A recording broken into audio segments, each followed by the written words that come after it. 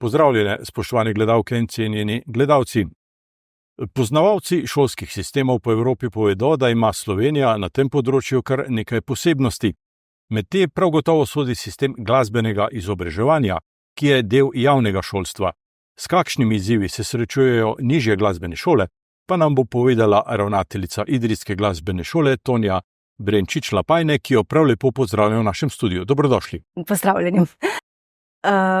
S čim naj začnem? Kako boste preživeli to poletje? Ste si sedaj že kaj oddahnili od napornega dela? Šolskega leta je konec.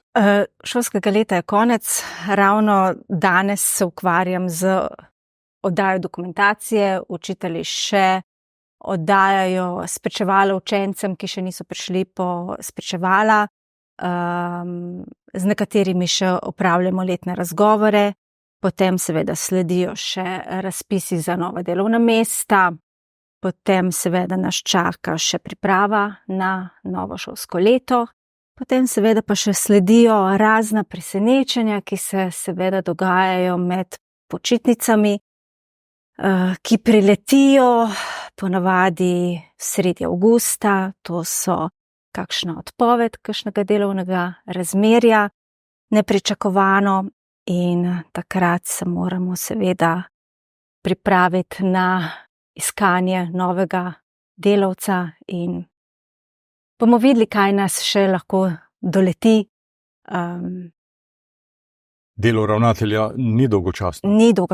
Ni dolgočasno. Življenje v glasbeni šoli je zelo zanimivo, pestro. Glasbenih šol ni veliko, 54 je javnih glasbenih šol, potem je še nekaj zasebnih glasbenih šol s koncesijo. Vsi se borimo za kader, kadra na trgu ni veliko, primanjkuje posebno kadra na področju klavirja, kitare, tokal, tako da tudi mi se srečujemo s temi težavami in upajmo, da nam uspe. Vsako leto pa poskrbite za kakšno od novosti. Ena takih je bila, da ste v preteklem šolskem letu pripravili koncert Učitelj-učenec. Povejte nam kaj več o tem. Vsako leto se trudimo, da priredimo kakšno spremembo, da ni zmeraj ena in isti nastopi. Eno leto priredimo koncert učiteljev, letos smo se odločili, da pa naredimo spremembo, koncert Učitelj-učenec. Vendar so letos tudi aktiv za pihala že prej pripravili koncert Starš-učenec, kar se nam je zdelo tudi zelo zanimivo. Tako da tudi ta pobuda je bila zelo lepo sprejeta med občinstvom in seveda tudi koncert Učitelj-učenec je bila zelo, zelo zanimiva. Program ni bil lahek, že začetek septembra smo začeli zbirati program, kakšen program bi speljali, ker to smo delali program z starejšimi učenci, tako da sam program je bil na koncertnem nivoju, tako kot da bi pač nastopali z pravimi solisti, se pravimi profesionalnimi glasbeniki. In mislim, da nam je koncert zelo dobro uspel. Naslednje letos gremo zopet v spored, da bomo nastopali samo učitelji. In koncert se že pripravlja, repertoar se že pripravlja, moram reči, že zbiramo repertoar, že danes v zbornici se je šušljalo o tem repertoarju, tako da se že pripravlja in vem, da bo zelo zanimiv repertoar.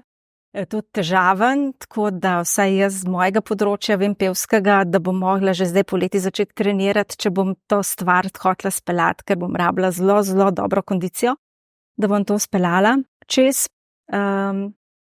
Tako da bo zelo zanimivo. No. Se tudi učitelji srečate s tremo, ko nastopate?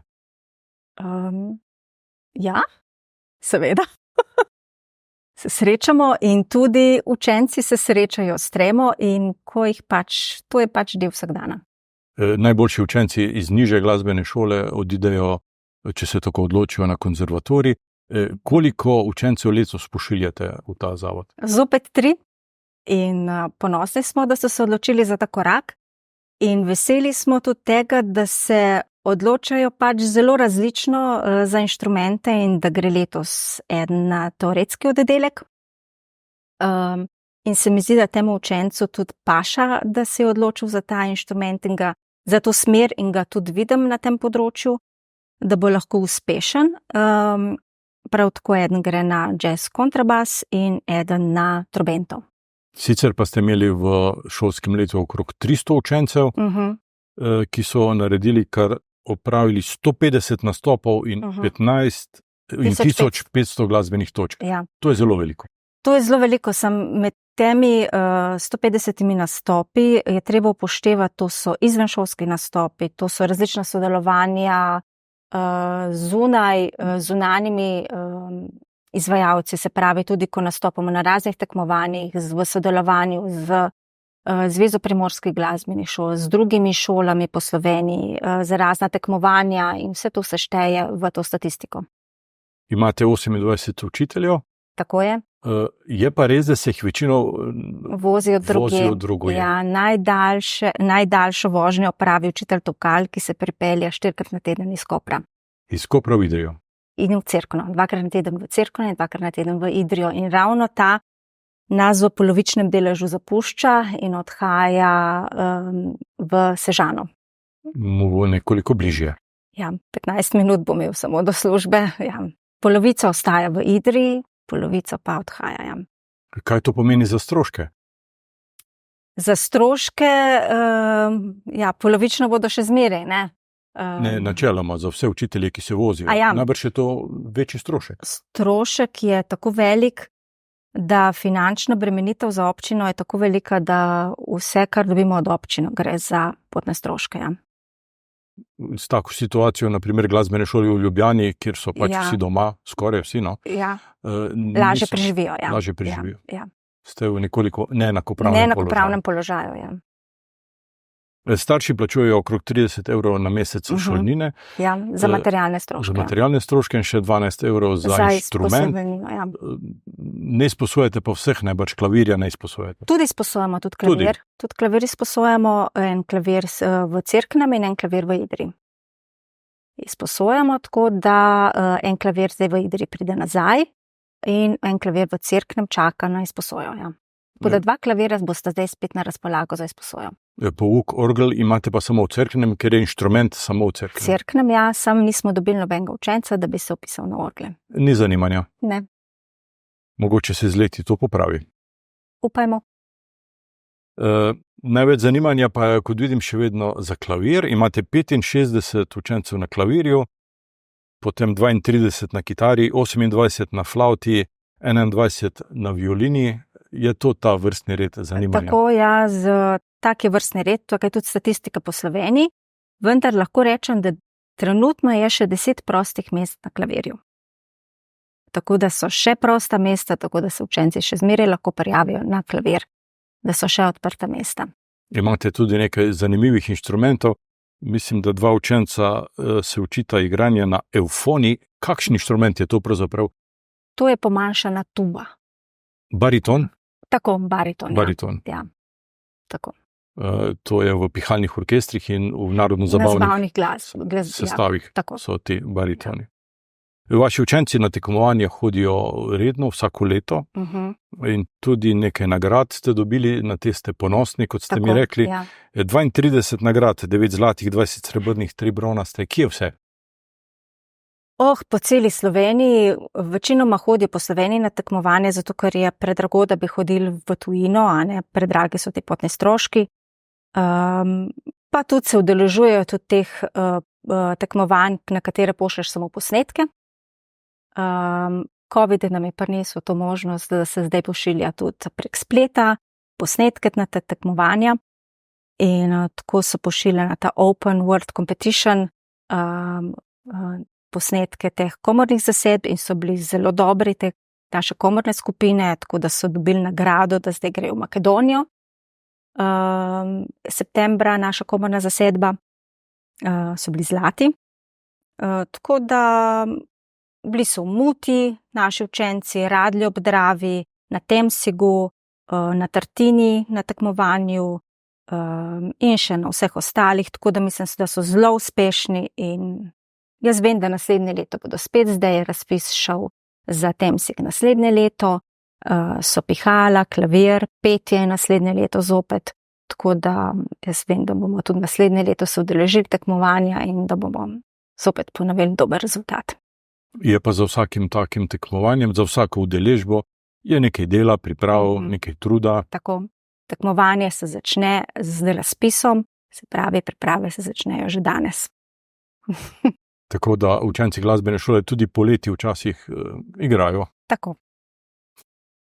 Novo šolsko leto imate pravzaprav tudi vi že odprto. Koliko programov? Programi so vsi odprti, programi so 3, glasba, predšolska glasbena vzgoja in glasbena pripravnica. Ti 3 programi so, v programu glasba so pa seveda vsi predmeti.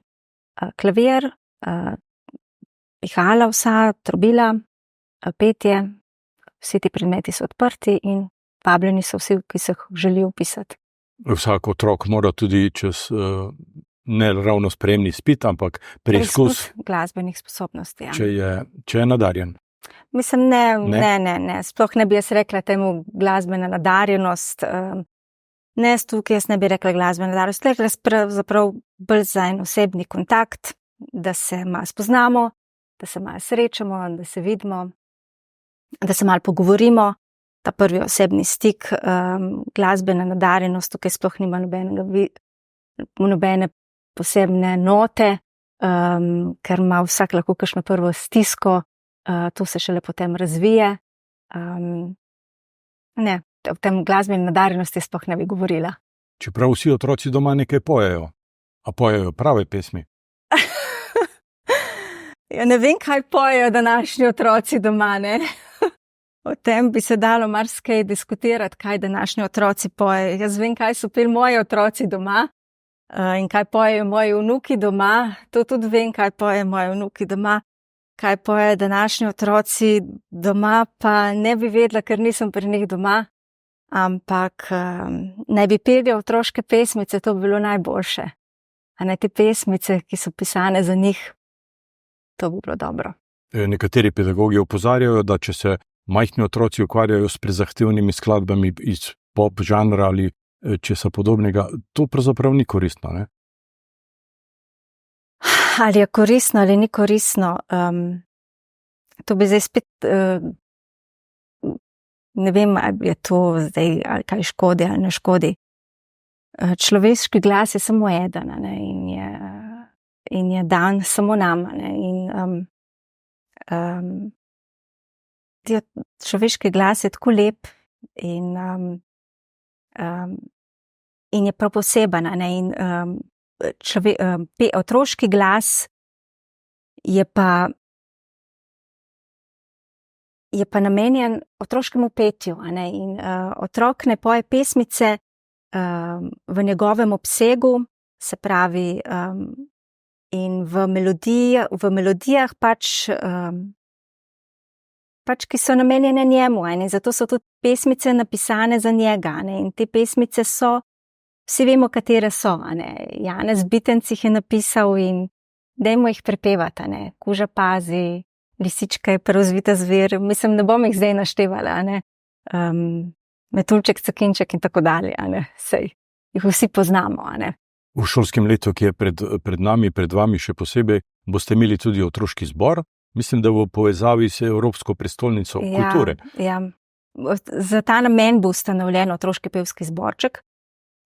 Sodelovali bodo 4., 5. razred nauka o glasbi učenci 4. in 5. razreda, 10-11-letni otroci, pač tako je pogoj razpisa. Naučili se bomo evropsko himno v italijanskem in slovenskem jeziku. Sodelovali bomo vse glasbene šole, ki smo vključene v Zvezo primorskih glasbenih šol. Vsaka glasbena šola bo mogla posneti to himno in potem jo bomo tudi posnet himno narediti videospot. Zdaj, kako bomo naredile, je od vsake glasbene šole odvisno na kreativen način.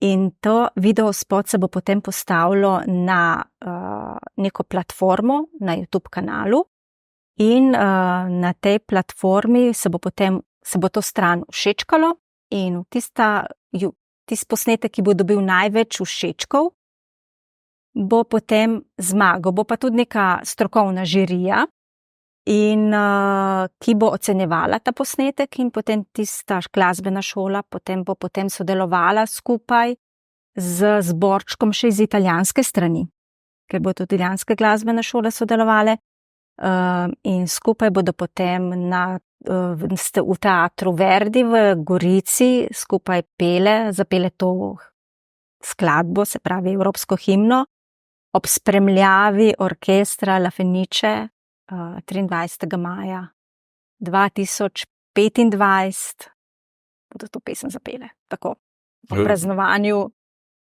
Gorice, Evropske prestolnice kulture. Tako. To je kar zanimiv izziv. Ja, to je projekt, na katerem je Gorica kandidirala za Evropsko mesto prestolnice kulture. No. Sicer imate tudi na šoli nekaj orkestrov, mislim, da 2 pihalna, enega kitarskega in še godalnega. Kako delujejo ti orkestri?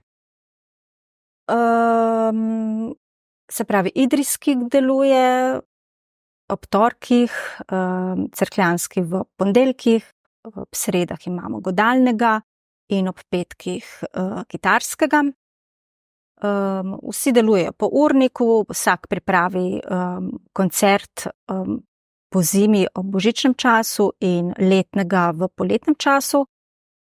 In zdaj sem pač obljubila, da bomo ustanovili še en orkester, se pravi še harmonikarski. Pogoj seveda je za ustanovitev orkestra, da morajo biti učenci dovolj stari, se pravi 4. razreda naprej. In kot sem pogledala po starosti učencev, je v harmonikarskem razredu sedaj dovolj učencev, ki zadostijo, da so dovolj stari za vstop v orkester in tudi številčno jih je dovolj, da se lahko ustanovijo orkester. Tako da z novim šolskim letom sem učitelju tudi povedala, da bo učitelj imel orkester in učitelj se je s tem strinjal. Kako pa sodelujete s starši? Ja, učitelji so obvezni, da starši redno sodelujejo na roditeljskih sestankih. Roditeljski sestanki so izvedeni v sklopu razrednih nastopov, tako jih tudi najlažje izvedejo.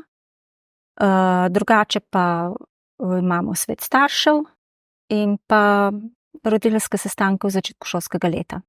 Se dogaja, da so tudi starši hodili v glasbeno šolo? Posebej ne, teh primerov pa nimamo, da bi se starši kdaj pritoževali.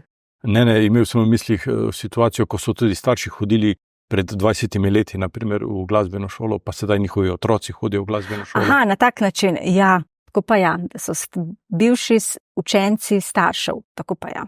Je ta izkušnja dobrodošla? Seveda, ja, če imamo učence bivših staršev sedaj na šoli. Kaj glasba prinese otrokom in staršem, smo vprašali tudi nekaj staršev, pa poglejmo, kaj so nam povedali.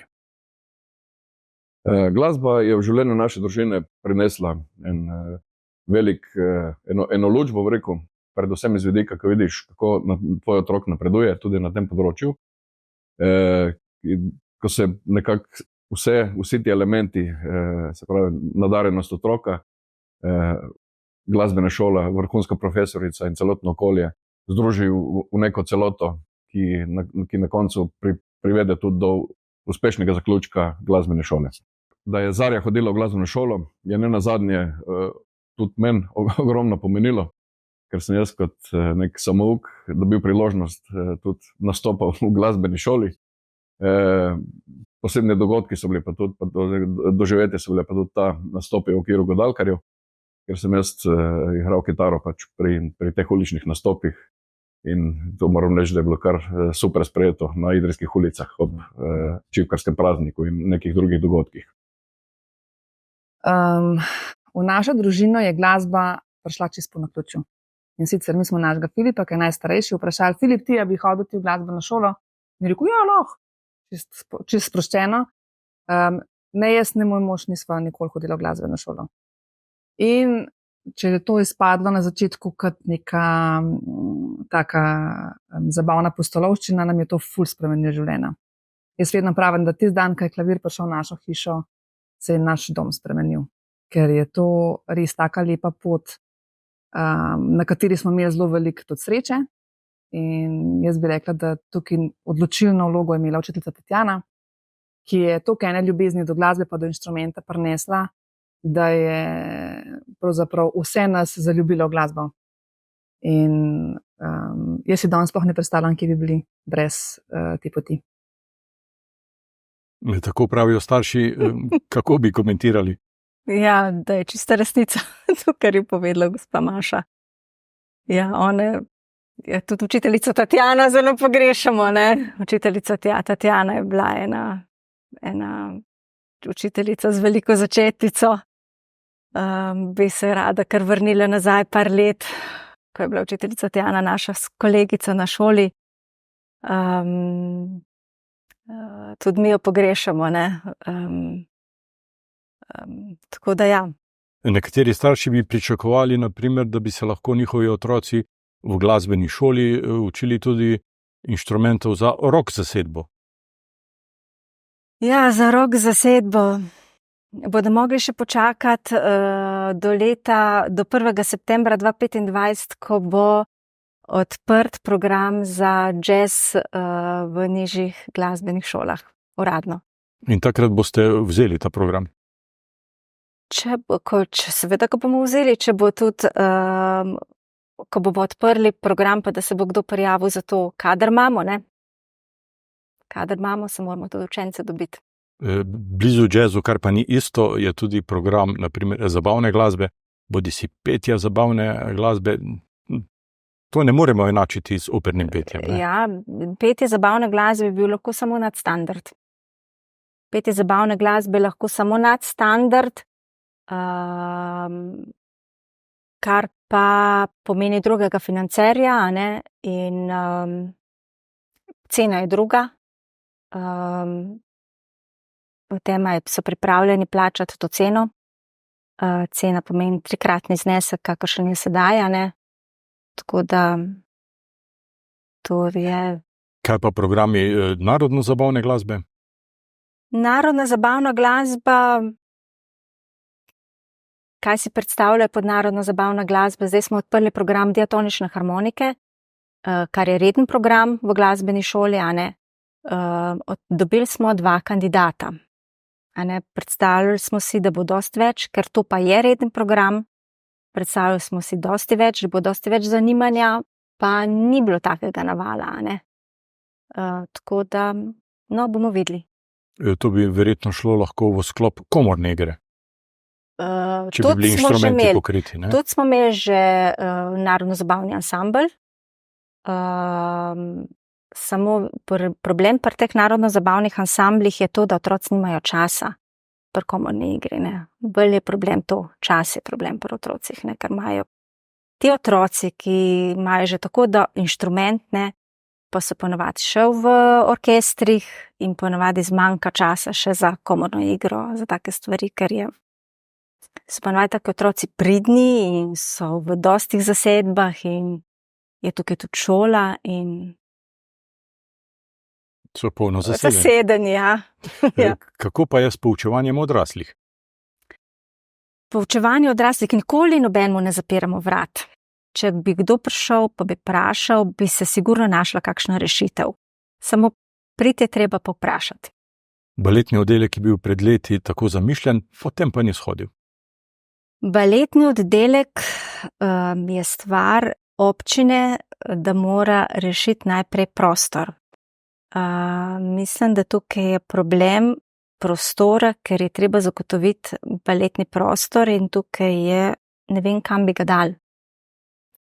Baletno dvorano, ne.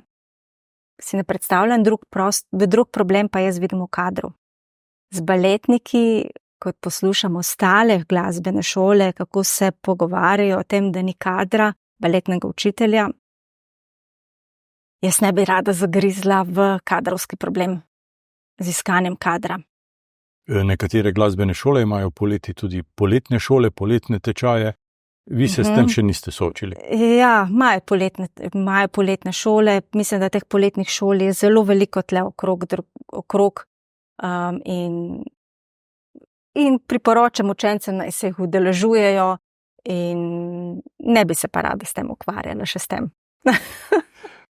Sicer pogoji za delo so, recimo tako, čez palec, primerni na gradu in v Cerknem. To solidni. Oprema in prostori so primerni. Kako pa sodelujete s pihalnimi orkestri? Rečemo, da v redu, lahko pa bi bilo seveda boljše. Novo šolsko leto je torej pred nami, odprt je razpis. Ja. Kakšen je prvi odziv? Odziv. Lahko bi rekla, da ni tako slab ali pa da je slab, odvisno s katere strani pogledam. Glede na to, da se število oddelkov vrtca manjša, da je otrok zmeraj manj, lahko rečem, da je v redu. A ne? Glede na število otrok, kakor bi moglo biti v glasbeni šoli, pa ni v redu. A ne?